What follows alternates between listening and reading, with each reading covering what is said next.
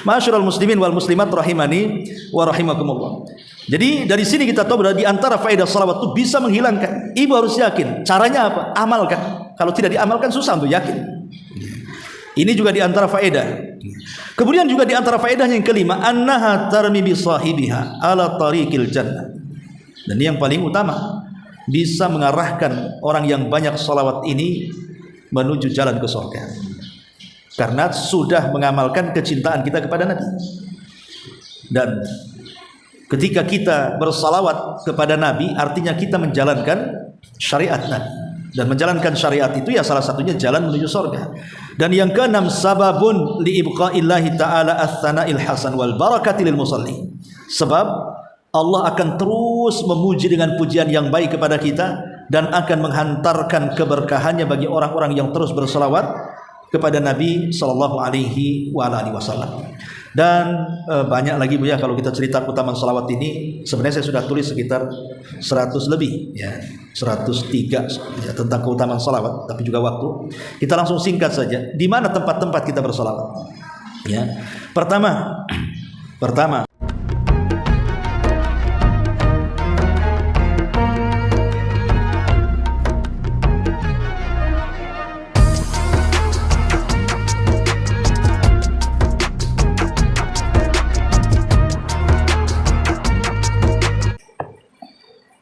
Bismillahirrahmanirrahim. Assalamualaikum warahmatullahi wabarakatuh.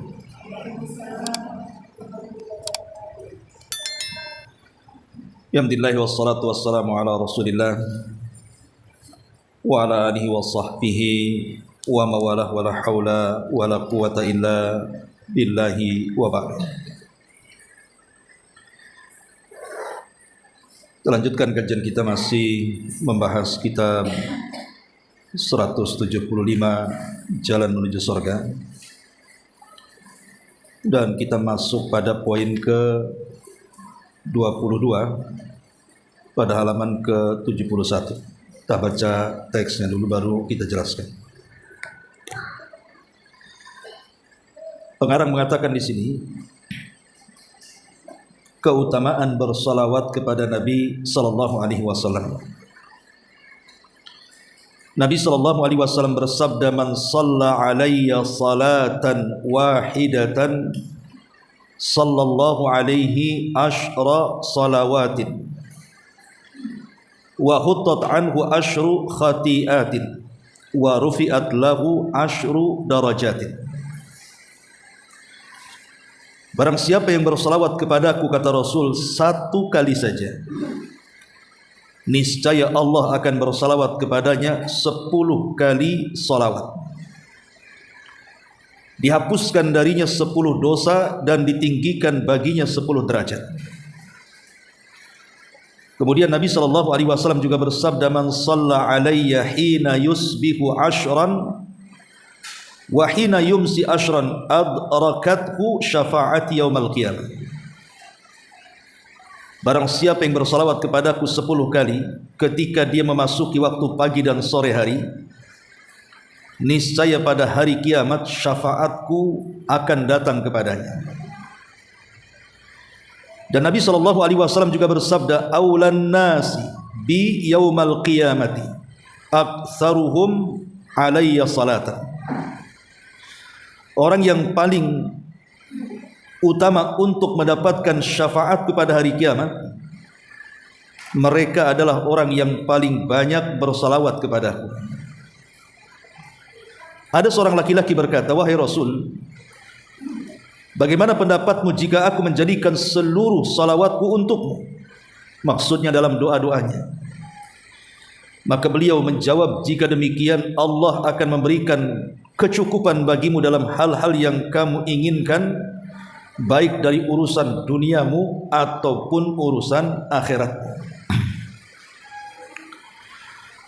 Ma'asyiral muslimat yang dimuliakan Allah Subhanahu wa taala, ini pembahasan yang sangat penting karena berkaitan dengan kecintaan kita kepada Nabi kita Muhammad sallallahu alaihi wasallam, di mana bentuk kecintaan kita kepada Nabi itu banyak. Salah satunya adalah memperbanyak salawat dan membumikan salawat. Al-Imam Al-Ghazali menyebutkan sebuah kaidah di dalam kitabnya Ihya Ulumuddin. Beliau mengatakan man ahabba syai'an aktsar min dzikrihi. Barang siapa yang mencintai sesuatu, maka pasti dia akan banyak menyebut-nyebut sesuatu itu. Maknanya kalau kita mencintai Nabi sallallahu alaihi wasallam, maka sudah barang tentu kita harus banyak menyebut-nyebut namanya, alias bersalawat kepadanya. Samalah dengan ibu. Ibu sangat cinta dengan suami. Tidak mungkin kalau ngobrol sesama ibu-ibu, ibu pula menyebut-nyebut suami tetangga kan? Bisa marah kalau kedengaran suami. Pasti yang ibu sebut adalah suami sendiri. Bahkan kalaupun ada yang menjelek-jelekan karena kita sayang dengan suami kita, terkadang kita akan membela habis-habisan karena tanda cinta kita kepada pasangan. Lah menyebut-nyebut suami tidak sama dengan menyebut-nyebut Nabi. Karena menyebut-nyebut Nabi itu harus jauh lebih banyak, harus jauh lebih sering, harus jauh lebih memuji lagi dibandingkan suami ibu. Kenapa? Karena cinta kepada Rasul harus diutamakan dibandingkan manusia yang lain yang ibu cintai. Dan itu berdasarkan hadis Nabi sallallahu alaihi wasallam, la yu'minu ahadukum hatta akuna ahabba ilaihi min walidihi wa walidihi wan nasi ajmain. Tidak sempurna iman seseorang sampai aku lebih dicintai, kata Rasul, dibandingkan anaknya, orang tuanya, bahkan manusia-manusia lain yang dicintainya. Silahkan menyebut orang yang ibu cintai, tetapi jangan kemudian melupakan Nabi SAW. Maka sebut-sebutlah Nabi kita harus jauh lebih banyak dibandingkan menyebut anak kita, menyebut orang tua kita, bahkan menyebut pasangan kita, bahkan orang-orang yang pernah berjasa kepada kita. Karena jasa Rasul itu jauh lebih besar dibandingkan jasa-jasa orang itu. Bagaimana tidak besar? Kalau bukan karena Allah Subhanahu wa taala kemudian Nabi kita, kita tidak mungkin mengenal siapa Rabb kita. Kalau bukan karena Allah kemudian Nabi kita, kita tidak mungkin mampu cara menyembah Nabi, cara menyembah Tuhan kita. Bahkan boleh jadi kita tidak kenal salat, kita tidak kenal puasa, tidak kenal zakat, tidak kenal umrah, tidak kenal haji, bahkan tidak mungkin juga hadir di majelis ini. Makanya dari situlah sudah sepantasnya seorang muslim atau muslimah itu memperbanyak salawat, bentuk berterima kasih kita kepada Nabi. Bagaimana caranya coba berterima kasih kepada Nabi? Nabi sudah tidak ada. Kalau kita hidup di zaman para sahabat Nabi SAW, bisalah kita membela Nabi dengan badan kita, dengan jiwa kita, dengan harta kita, karena Nabinya masih hidup, seperti yang dilakukan para sahabat-sahabat Nabi di zaman itu. Masalahnya Nabi SAW sudah jauh 14 abad meninggalkan kita. Lalu bagaimana caranya kita berterima kasih kepada Nabi SAW akan jasanya yang menyelamatkan dunia kita dan akhirat kita? Lah salah satu berterima kasih itu maksudnya dengan memperbanyak bersolawat. Makanya pembahasan ini penting untuk dibahas. Apa itu makna solawat? Kemudian apa saja keutamaan-keutamaan solawat? Dan apa hikmah dibalik orang yang bersalawat itu? Ma'asyiral muslimat yang dimuliakan Allah Subhanahu wa taala. Dan di sini kita jelaskan yang di buku ini dulu, baru kita bentangkan kepada pembahasan lainnya. Di sini Nabi sallallahu alaihi wasallam mengatakan, "Man shalla alayya salatan wahidatan, sallallahu alaihi asyra salawatin, wa khuttat anhu asyru khati'atin, wa rufi'at lahu asyru darajatin." Lihat bagaimana keistimewaan salawat. Ketika kita bersalawat kepada Nabi sallallahu alaihi wasallam dengan menyebut Allahumma salli ala Muhammad, maka kita akan mendapatkan 3 keutamaan besar. 1 amalan, 3 keutamaan. Amalannya cuma 1, bersalawat saja, sekali saja kepada Nabi SAW. Tapi lihat, Allah berikan 3 pahala dan 3 keutamaan. Yang pertama, sallallahu alaihi asyra salawatin. Maka Allah Subhanahu wa taala akan bersalawat kepada kita 10 kali salawat berbanding dengan satu salawat yang kita berikan kepada Nabi. Maksud salawat Allah kepada kita apa, Bu? Maksudnya pujian Allah di hadapan para malaikat yang ada di langit sana. Jadi kalau ibu bersalawat satu kali saja kepada Rasul, berarti ibu akan disebut 10 kali oleh Allah Subhanahu wa taala di hadapan para malaikat yang ada di langit. Allah akan memuji ibu di hadapan malaikat Jibril, di hadapan malaikat Mikail, di hadapan malaikat Israfil, di hadapan para malaikat pemikul arsy dan malaikat-malaikat mulia yang lainnya yang ada di langit sana, makhluk yang sangat dekat dengan Allah Subhanahu wa taala. Bayangkan salawat satu kali kita sudah menjadi selebritis langit. Nama ibu itu disebut-sebut Allah dan dipuji-pujinya di hadapan para malaikat. Kalaulah seandainya nama ibu disebut oleh Bapak Presiden Prabowo, sebut nama ibu itu dalam pidato nasional, diliput sama TV-TV, live di YouTube, di Facebook, Instagram, semua nge-live. Nama ibu diulang-ulang berkali-kali, Bu. Akhirnya viral atau viral. Mungkin ini sebuah kebanggaan. Itu baru presiden yang memuji-muji kita, presiden yang ada di negeri kita, kan? Bagaimana pula kemudian kalau seandainya cakupan yang lebih luas dibandingkan Indonesia? Pamannya nama ibu disebut-sebut 10 kali dan dipuji oleh presiden-presiden dunia yang besar-besar itu negaranya. Masuk televisi dunia, oh makin bangga lagi. Kalau seandainya dipuji makhluk saja, ada kebanggaan tersendiri. Bagaimana pula yang memuji kepada kita itu adalah Rabbul makhluk, Rabb yang menciptakan makhluk itu sendiri, Rabb yang menciptakan orang yang memuji kita. Tentu harusnya jauh lebih bangga dibandingkan dipuji oleh makhluk yang sesama makhluk sifatnya. Coba bayangkan satu kali salawat terkenalah ibu di langit. Macam mana kalau ibu dalam sehari itu bisa ratusan kali salawat? Maka ratusan pula nama ibu dipuji-puji Allah di hadapan para malaikat. Ini yang pertama. Kemudian yang kedua, wa khuttat anhu asyru khati'atin. Maka akan mendapatkan keutamaan yang kedua, dihapuskan dari diri kita ini 10 dosa. Saya, ibu atau siapapun dalam satu hari itu pastilah melakukan dosa, Bu. Tidak mungkin tidak melakukan dosa. Entah dosa mata, dosa telinga, dosa lisan, itu yang paling banyak ya. Entah dosa cara berpikir yang buruk dan begitu seterusnya. Pastilah kita ini berlaku dosa setiap harinya, bahkan setiap menitnya mungkin. Lah dosa-dosa yang kita lakukan hari-hari itu kita bisa hancurkan dalam satu hari yang sama. Jangan ditumpuk-tumpuk. Karena bagaimanapun Umar bin Khattab radhiyallahu anhu mengatakan la saghirata ma'al istimrar wala kabirata ma'al istighfar. Tidak ada dosa kecil kalau ditumpuk itu jadi besar. Bahkan tidak ada dosa besar kalau digempur dengan istighfar.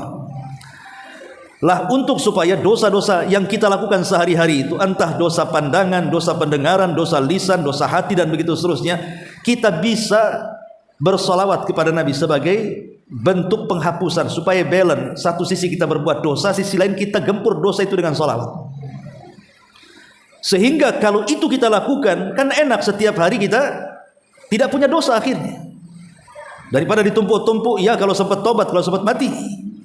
Makanya lihat bagaimana keutamaan salawat, wa khuttat anhu asyru khati'atin. Cukup sampai di sini? Tidak, ada keutamaan yang ketiganya. Wa rufi'at lahu asyru darajatin. Maka akan diangkat baginya. Maksudnya kedudukan dia, tingkatan dia di mana? Di sorga nanti. Boleh jadi mungkin secara amalan kita ini kurang, tidak pantaslah kita mendapatkan imbalan di sorga dengan tingkatan-tingkatan kita tertentu. Rupanya dengan orang yang memperbanyak salawat itu, tanpa sadar di sorga kita ini rupanya diangkat pula derajat kita, ditinggikan pula tingkatan di sorga tempat-tempat duduk kita di sana. Padahal mungkin sedekahnya kurang, tahajudnya kurang, puasanya, maksudnya puasa sunnahnya kurang, baca Qur'annya kurang, dan ibadah-ibadah yang lain kurang, tapi bisa terangkat dengan salawat. Lihat bagaimana keajaiban salawat di sini. Kita akan menjadi selebritis langit, dosa-dosa kita pula akan diampuni, tempat kita di sorga pula diangkat. Ini yang pertama. Yang kedua, Nabi SAW mengatakan, man shalla alayya hina yusbih ashran wa hina yumsi ashran adrakathu syafa'at yaumal qiyamah.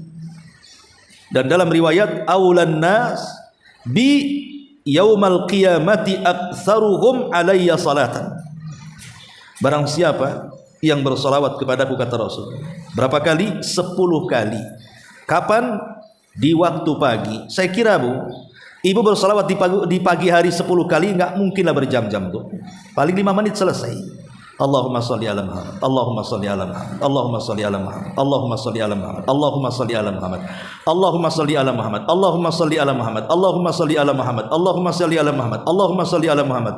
Tuh belum ada bergerak tuh dari 18 tuh. Tidak sampai 1 menit pun, ya. 10 kali tidak sampai 1 menit tuh, bayangkan.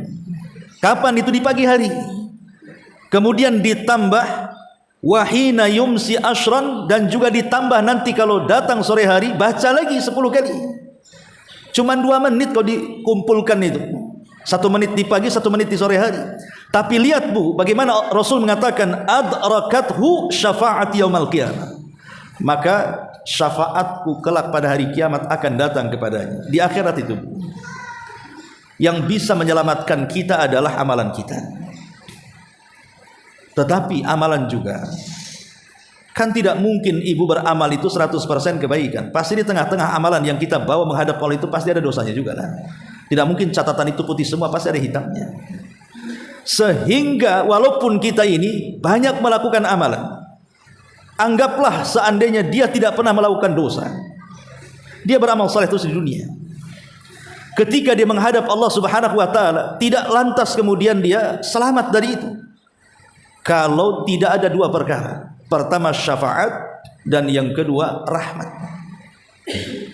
Karena di akhirat itu yang menyelamatkan kita 2 ini. Pertama syafaat. Syafaat Nabi kita Muhammad sallallahu alaihi wasallam, dan syafaat-syafaat yang lainnya. Kalau memang sudah habis, tidak ada syafaat lagi, sementara dia masih punya iman walaupun sebiji darah, dan dia juga termasuk penghuni sorga, maka turunlah rahmat kasih sayang Allah Subhanahu wa taala. Tidak dapat syafaat, dapat rahmat. Lah orang-orang yang banyak bersalawat kepada Nabi sallallahu alaihi wasallam, maka Rasul sallallahu alaihi wasallam menjamin keselamatan kita di akhirat dengan cara apa? Akan mengirimkan syafaat dia kepada kita. Artinya kan ada jaminan keselamatan di sini.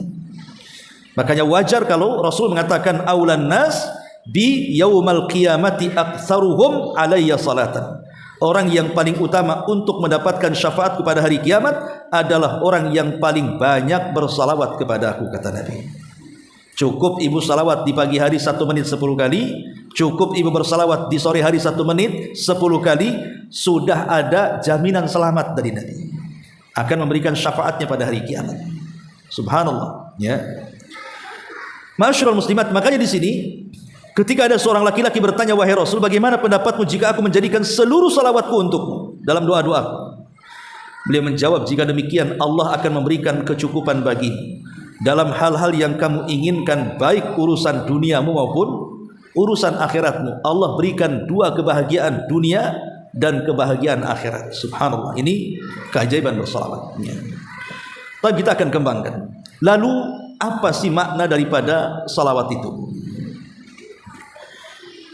Kalau ibu membaca Al-Quran tepat di surah Al-Ahzab ayat ke-56, Al-Ahzab ayat 56, Allah Subhanahu wa taala berfirman, innallaha wa malaikatahu yusalluna 'alan nabi ya ayyuhalladzina amanu sallu 'alaihi wa sallimu taslima.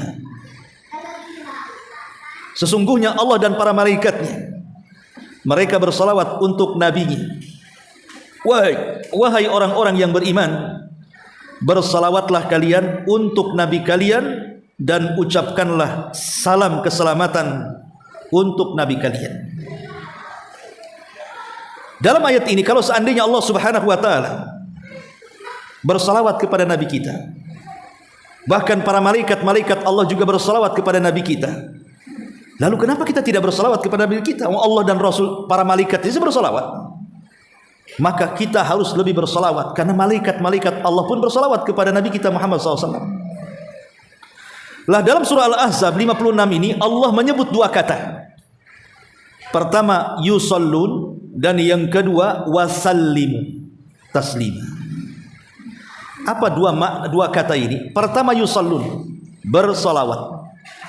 Yang kedua wasallimu, mengucapkan salam. Jadi ada solawat, ada salam. Kalau kita membaca hadis Nabi, selalu kita katakan qala an-nabiyyu sallallahu alaihi wasallam. Di sini ada dua kata, salawat dan salam, dan itu harus senantiasa bergandengan. Jadi kalau kita bersalawat kepada Rasul, ucapkan juga salam. Lalu apa makna salawat dan makna salam? Ini penting. Kenapa, Bu? Karena kalau kita paham ya apa yang kita ucapkan, maka kita terangsang untuk lebih banyak bersalawat kepada Nabi. Karena kita sudah paham maknanya, paham tujuannya. Tapi kalau orang bersalawat kepada Rasul atau mengucapkan salam, tidak paham maknanya, lama-lama bosan karena tidak paham apa itu makna di balik salawat dan salam itu.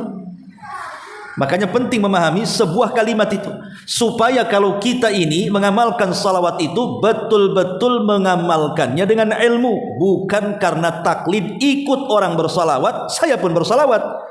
Itu beda nilai di hadapan Allah. Ibu kalau bersalawat karena ilmu, karena pengetahuan, seperti habis ngaji begini, akhirnya ibu tahu, oh makna salawat apa, makna salam apa, kemudian ibu praktekkan. Itu berbeda dengan orang-orang awam yang tidak pernah hadir di majelis ilmu, tidak tahu itu makna salawat. Pokoknya kata ustaz bersalawat, salawat saja dia. Beda. Karena amalan itu, saya contohkan saja yang lain, salat. Ya. Orang salat dan dia salat itu karena ilmu. Memang dia pelajari mulai dari takbiratul ihramnya seperti apa, bacaannya seperti apa, sampai salamnya seperti apa. Dia pelajari, dia ngaji, dia baca. Kemudian dia praktikkan dan dia amalkan pengetahuannya, maka dia akan dapat dua keutamaan. Pertama, menggugurkan kewajibannya. Yang kedua, mendapatkan pahala besar dari salatnya. Tapi kalau seandainya orang itu mengamalkan salat itu hanya ikut-ikutan saja, dia tidak tahu ilmunya. Orang ke masjid ikut ke masjid, orang takbir ikut takbir, orang ruku ikut ruku, dan begitu seterusnya sampai orang salam ikut salam. Dia tidak paham salat yang dilakukannya itu, cuma ikut-ikutan saja. Maka dia cuma dapat satu, apa itu? Menggugurkan kewajiban tapi tak dapat pahala. Akhirnya kan rugi jadi ibadahnya, lelah letih tapi tak dapat pahala. Ibaratnya seandainya ibu bekerja kepada saya, nggak pernah digaji, kan rugi jadinya. Lah, bacaan salawat itu seperti itu. Kalau ibu membaca salawat karena ilmu, insya Allah di balik bacaan salawat ibu itu ada pahalanya dan ada keutamaan yang besar. Tapi kalau hanya bersalawat saja, ya itu bentuk cinta kita kepada Nabi. Tapi apakah akan dapat pahala seperti orang bersalawat tanpa ilmu? Ini kan sebuah pertanyaan. Ya. Baik, kita akan kupas apa salawat dan apa itu salam. Di dalam surah Al-Ahzab ini 56 di sini. Di sini ada kata-kata innallaha wa malaikatahu. Sesungguhnya Allah dan para malaikatnya, mereka bersalawat. Yang dimaksud salawat Allah kepada Nabi, di mana Allah Subhanahu wa taala memuji-muji nabinya. Jadi makna salat Allah kepada Nabi artinya Allah memuji Nabi kita. Memuji-muji Nabi kita dengan pujian yang baik. Itu salawatnya Allah kepada Nabi kita. Kemudian yang kedua, di sini ada kata-kata wa malaikatahu, dan juga para malaikatnya. Lah salawatnya para malaikat kepada Nabi kita itu dengan mendoakan dua perkara. Pertama keberkahan, yang kedua istighfar, memintakan ampun akan dosa Nabi kita. Jadi para malaikat kalau bersalawat kepada Nabi artinya malaikat mendoakan berkah dan malaikat mendoakan ampunan kepada Nabi. Tapi salawatnya kita kepada Rasul itu beda maknanya. Jadi kalau ibu mengatakan Allahumma salli ala Muhammad, Allahumma salli ala Muhammad, artinya ibu mengangkat kedua tangan ke langit dan mengatakan ya Rabb, berikan pujian kepada Nabi kami, berikan pujian kepada Rasul kami Muhammad sallallahu alaihi wasallam di hadapan makhlukmu yang ada di langit sana. Jadi kita meminta kepada Allah agar Allah memuja-muji Nabi kita dengan pujian terbaik di hadapan para malaikat yang ada di langit sana. Pujilah Nabi kita ya Rabb di hadapan Jibril, di hadapan Mikail, di hadapan Malakul Maut, di hadapan seluruh malaikat termasuk Hamalatul Arsy dan malaikat-malaikat yang lain yang ada di langit. Dan itu bentuk apa? Bentuk adab. Sebenarnya tanpa diminta juga Allah sudah puji Nabi kita. Walaupun kita tidak mengatakan ya Allah pujilah Nabi kita, Allah tetap memuji Nabi kita kok. Karena Allah yang mengatakan wa innaka la'ala khuluqin azim. Lalu untuk apa kita meminta kepada Allah agar memuji-muji Nabi kita, sementara walaupun kita tidak minta Allah sudah memujinya? Ini sekali lagi sebagai adab. Kita ini harus punya tata krama, punya adab, punya etika, bahwa Nabi kita ini sudah menyelamatkan kita, dunia kita dan akhirat. Kita berterima kasihlah dengan cara apa? Minta kepada Allah, ya Allah puji Nabi kami di hadapan makhlukmu di atas sana. Jadi itu bentuk adab terima kasih artinya. Sebab kalau seandainya walillahil matsalul a'la ya, seandainya saya berbuat baik sama ibu, pokoknya saya bantu saja ibu itu, apapun keluhan kesusahan ibu saya bantu, pasti ibu akan berterima kasih kan kepada saya. Karena mungkin tidak berterima kasih, pasti akan berterima kasih. Dan pasti akan memuji-muji kan, memuji-muji orang yang sudah berbuat baik kepada kita, pasti itu akan dipujinya. Lah kepada sesama makhluk saja, ada orang berbuat baik kepada ibu, ibu puji habis tuh orang yang berbuat baik, karena dia betul-betul berbuat baik segalanya. Pamannya dia ngasih modal sama ibu, ngasih rumah, ngasih kendaraan, anak-anaknya disekolahkan gitu kan. Ini urusan dunia Bu ya. Itu saja pujian itu sudah luar biasa mengalirnya kepada orang berjasa kepada kita. Lah Nabi ini lebih daripada itu. Dia bukan cerita dunia, dia menyelamatkan kita, dunia kita dan akhirat kita diselamatkan. Maka harus lebih lagi kita memuji Rasul dengan cara apa? Meminta langsung, yang memuji bukan kita, tapi yang memuji itu Allah langsung,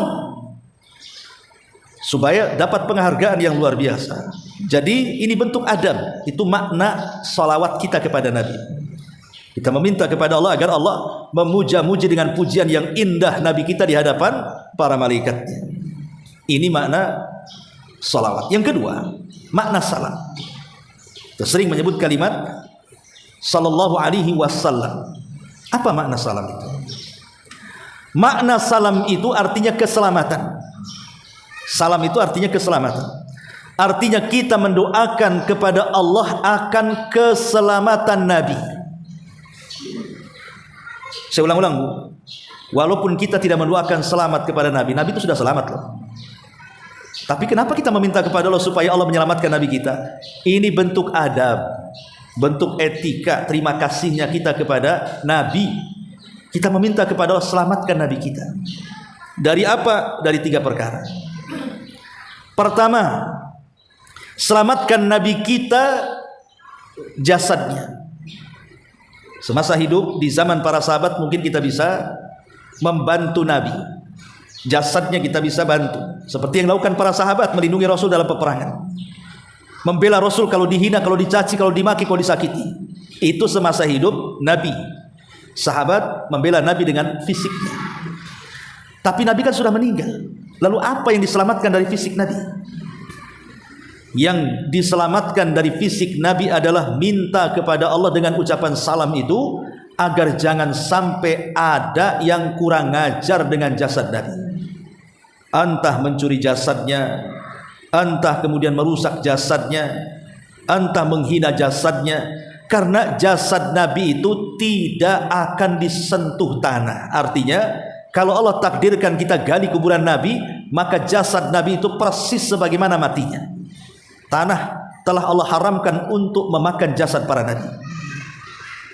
Kalau jasad kita tidak, pasti jadi santapan cacing tanah lah kalau jasad kita. Boleh jadi tinggal tulang belulang, bahkan mungkin hancur tulang-tulang itu, hanya tinggal tulang ekornya.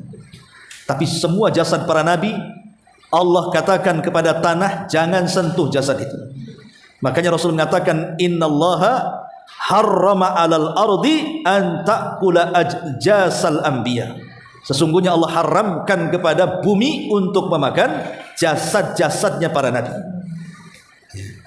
Ma'asyiral muslimat yang dimuliakan Allah Subhanahu wa taala. Jadi ini yang pertama, mendoakan selamat, jangan sampai jasad nabi kita dihinakan. Karena begini, ada beberapa sejarah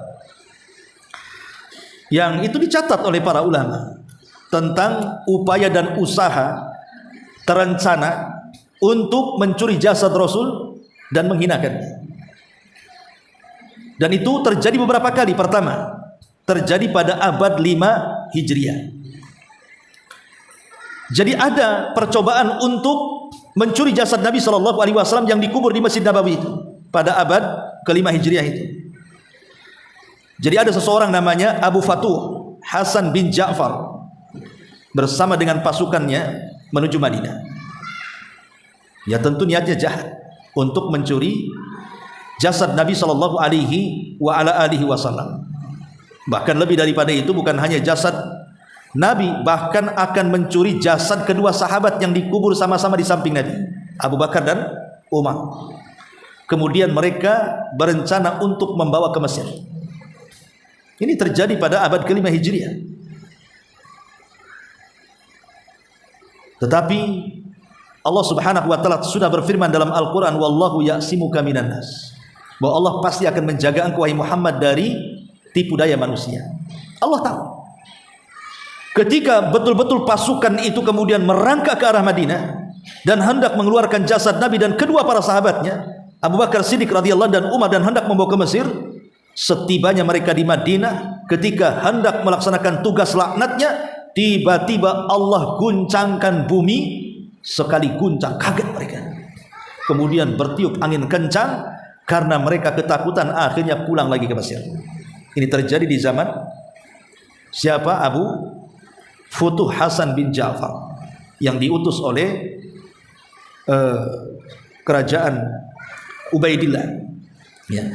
Kemudian yang kedua, itu juga terjadi tapi sudah jauh, sekitar tahun 557 Hijriah. 500 sebelumnya, ya, sebelum tahun itu juga pernah terjadi percobaan di mana ada orang namanya Al-Hakim Al-Ubaidi. Al-Hakim Al-Ubaidi. Awalnya dia mengutus orang yang pertama kan Abu Futuh Al-Hasan bin Ja'far, tapi kan kemudian balik lagi ke Mesir. Dia penasaran nih, Al-Hakim Al-Ubaidi ini diutusnya lagi orang untuk berusaha menggali kuburan Rasul dan mengambil dua jasad sahabatnya dan ingin dibawa ke Mesir lagi. Jadi sudah dua kali percobaan. Tapi qadar Allah. Jadi saat mereka sedang menggali, maksudnya berusaha untuk membuat terowongan yang sampai ke jasad Nabi, karena mereka menyewa beberapa tempat yang dekat dengan Masjid Nabawi. Kemudian dari rumah sewaan itulah mereka buat terowongan tuh. Anehnya tidak dicurigai pula kan begitu. Tetapi ketika mereka sudah dalam, hampir dekat dengan kuburan Rasul, mereka dalam terowongan itu melihat cahaya yang menyilaukan. Bahkan ada suara-suara yang berteriak-teriak dan mengatakan, wahai manusia, kuburan Nabi kalian telah digali orang. Seolah-olah ada bisikan-bisikan bahwa kalau mereka tetap menggali maka akan diketahui manusia. Akhirnya mereka pun kemudian lari, tetapi kemudian tertangkap dan mereka dibunuh semuanya. Ini kan sudah ada upaya nih, ya. Kemudian juga yang ketiga, pada tahun 557 Hijriah, di masa Sultan Nuruddin Az-Zanki, jadi juga masih ada juga rencana untuk pengambilan jasad Nabi SAW. Lah pencurian ini dimotori oleh orang Nasrani, dimotori oleh Raja Nasrani dengan cara bekerja sama dengan orang-orang Maroko, orang-orang Maghrib. Kemudian mengutus dua orang untuk berpura-pura mengambil penginapan di sekitar Masjid Nabawi, kemudian menggali terowongan. Ya, jadi sama saja cara mereka hendak mencuri itu, karena mereka kan tidak mungkin langsung masuk ke Masjid Nabawi kan. Otomatis kan mereka harus jalurnya jalur bawah. Harus membuat terowongan yang mengarah ke kuburan Nabi. Tapi entah apa ceritanya, Sultan Nuruddin Az-Zanki ini dia bermimpi. Dalam mimpinya dia berjumpa dengan Nabi SAW, seolah-olah Nabi berpesan agar dia membawa pasukan ke Madinah dan menyelamatkan kuburan Nabi-nya. Maka betul kemudian dia pun membawa pasukan besar ke Madinah, akhirnya berhasil menangkap dua orang ini, kemudian juga dieksekusi mati. Ini juga yang ketiga terjadi seperti itu. Kemudian juga yang keempat pernah juga terjadi percobaan yang keempat ini. Jadi ada segerombolan orang-orang Nasrani dari Syam. Jadi mereka berangkat dari Mesir melewati Laut Merah menuju Hijaz dan membuat banyak kerusakan dan sepanjang jalan membuat kerusuhan, kadang-kadang membajak kapal. Pokoknya memang mereka para preman, orang jahat. Tapi jumlah mereka cukup banyak. Lah, misi mereka juga sama, berniat menuju kota Mekah, kemudian dari Mekah ke Madinah, dan berniat mengeluarkan jasad Nabi. Tetapi kemudian ada yang mengatakan pimpinannya adalah Al-Lu'lu'. Tapi Allah takdirkan kemudian mereka disergap oleh kaum muslimin, ditawan, sebagian dibunuh dan sebagian dipenjara. Lah, dari 4 kali percobaan, mungkin lebih daripada 4 ya. Ini yang dicatat sejarah saja. Di sini menunjukkan bahwa ada upaya-upaya dari orang-orang kafir itu untuk apa? Menyakiti Nabi kita Muhammad SAW. Dengan cara apa? Menggali kuburannya, mengambil jasadnya, dan hendak menghinakan. Makanya karena ada upaya-upaya menyakiti jasad Rasul kita, sudah sewajarnya kita ini sebagai umatnya mendoakan kepada Allah supaya jasad Nabi kita itu diselamatkan. Bisa dipahami di sini? Ini makna salam yang pertama. Ya. Adapun makna salam yang kedua, maksudnya ketika kita mengatakan sallallahu alaihi wasallam, jadi makna salam meminta keselamatan kepada Allah atas Nabi kita itu maksudnya bukan nabinya, tetapi ajaran yang dibawa nabinya. Islam inilah kita meminta kepada ya Allah, selamatkan agama yang dibawa Nabi kita Muhammad SAW dari penyimpangan. Selamatkan agama kita dari penyelewengan, baik dalam penyimpangan akidah, ibadah ataupun muamalah. Minta kepada Allah agar agama kita dijaga oleh Allah Subhanahu wa taala. Diselamatkan agama yang sudah dibawa oleh Nabi kita Muhammad SAW dengan keringat dan darahnya. Ini makna yang kedua. Atau makna yang ketiga, salam itu artinya meminta kepada Allah agar Allah menyelamatkan Nabi kita. Kapan? Bukan di dunia, tapi kelak di akhirat. Saya ulang-ulang dari awal, tanpa meminta keselamatan kepada Allah akan Nabi kita itu pasti selamat di akhirat. Gimana tidak selamat? Di dunia saja dosanya diampuni, yang sedang, yang telah, yang akan datang, ya secara otomatis di akhirat selamatlah. Dia yang menyelamatkan kita, bukan kita menyelamatkan dia. Rasul yang menyelamatkan kita dengan syafaatnya. Bahkan apabila kita ini meniti titian Shiratal Mustaqim itu, Nabi sudah ada di ujung, kemudian melihat satu persatu umatnya yang nyebrang, kemudian mengatakan Allahumma salim salim, ya Allah selamatkan orang itu, ya Allah selamatkan. Nabi yang ngomong begitu. Tapi saya katakan dalam bentuk adab, etika, tetap kita mendoakan keselamatan. Etika, berterima kasih kita kepada Nabi SAW. Lah itu makna daripada salawat dan salam. Ya. Dari sini kita sudah paham apa itu makna salawat dan salam. Berarti makna salawat dan salam kita meminta kepada Allah agar Allah memuji Nabi kita di hadapan makhluknya di atas sana, kemudian mendoakan keselamatan, selamat jasadnya agar tidak dihinakan manusia, minta kepada Allah diselamatkan syariat yang dibawanya, dan minta kepada agar Rasul diselamatkan kelak di akhirat bersama umatnya. Ini makna salawat.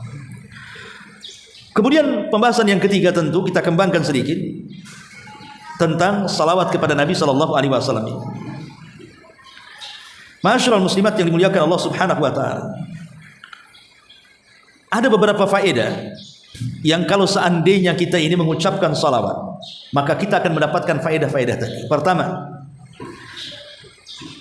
kita bersalawat itu karena perintah. Jadi saya ibu bersalawat itu karena perintah. Siapa yang merintahkan? Allah yang perintahkan, dan juga Nabi SAW yang perintahkan. Jadi kalau kita bersalawat berarti kita sudah melaksanakan perintah Allah dan Rasulnya. Dan ingat, di balik pelaksanaan perintah itu ada kebaikan. Ini yang pertama. Yang kedua, jadi ketika kita ini bersalawat kepada Nabi SAW, khusulu asyri salawati minallah. Tadi saya jelaskan di muqaddimah, kita akan mendapatkan pujian dari Allah 10 kali lipat dari salawat kita kepada Nabi SAW 1 kali. Dan ini menjadikan kita terkenal di langit. Kemudian yang ketiga, annaha sababun li syafaati. Dengan memperbanyak salawat itu, ini sebab akan mendapatkan syafaat Nabi minimalnya 10 kali di pagi hari, 10 kali di sore hari. Kemudian yang keempat, annaha sababun li kifayatil abdi. Bahwa salawat ini sebagai sebab Allah akan mencukupkan hamba-hambanya. Kita akan dicukupkan hidup kita ini. Bahkan lebih daripada itu akan dihilangkan gundah deritanya, kesetresannya, kebingungannya, kesedihannya.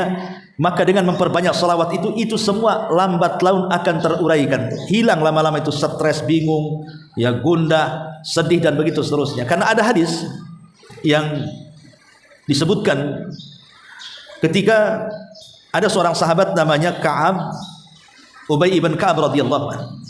Jadi Ubay ibn Ka'ab ini seorang sahabat yang satu-satu namanya disebut oleh Allah Subhanahu wa taala karena kecintaan Ubay ini kepada Al-Qur'an.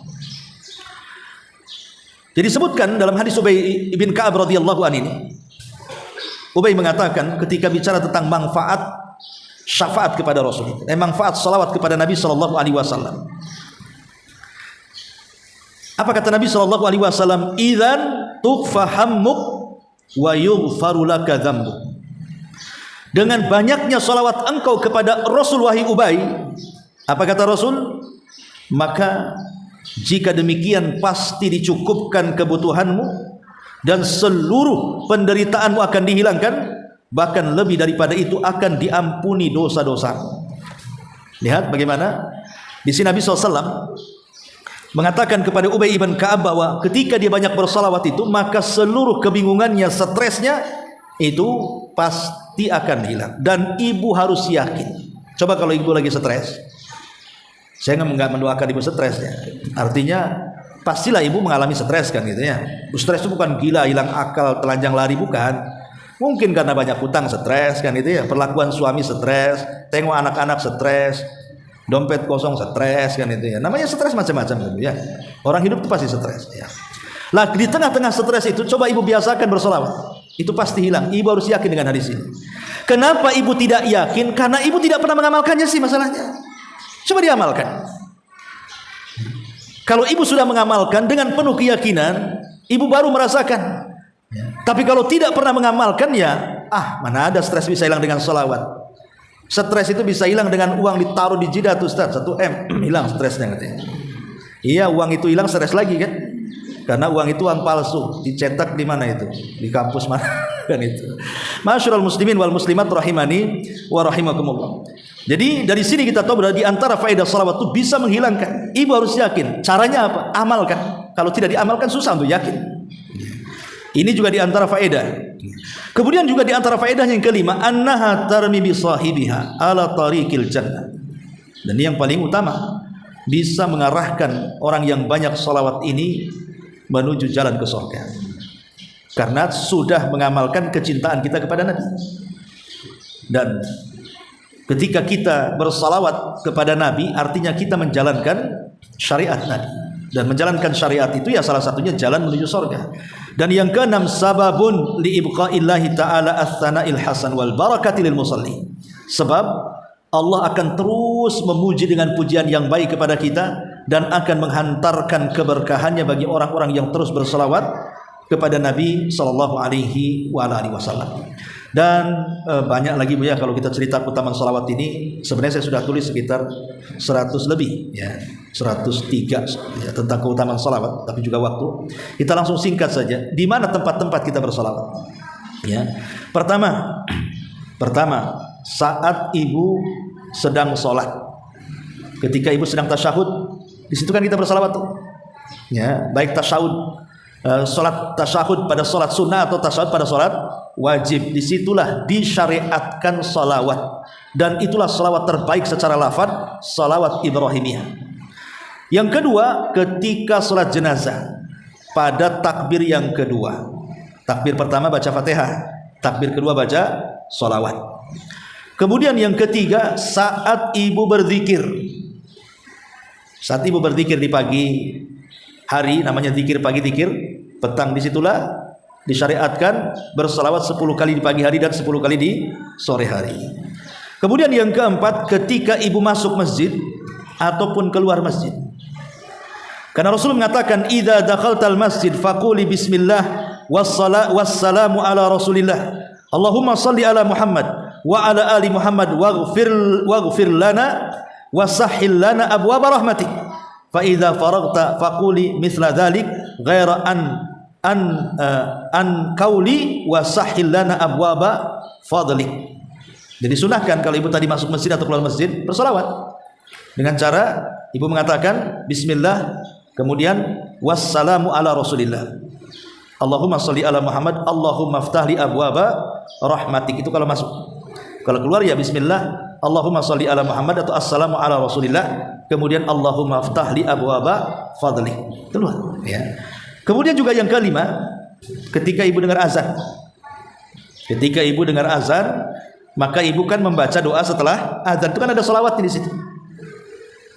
Kemudian yang nomor 6, saat ibu berdoa, bahkan di antara perkara yang bisa mengijabah doa itu salah satunya bersolawat. Kalau doa tidak bersolawat justru tidak akan diijabah. Jadi solawat itu salah satu lafaz yang bisa mengijabah doa. Makanya ketika ibu berdoa jangan lupa memuji Allah, kemudian bersolawat kepada Nabi, baru meminta sesuatu kepada Allah. Kemudian yang nomor 7, di hari Jumat.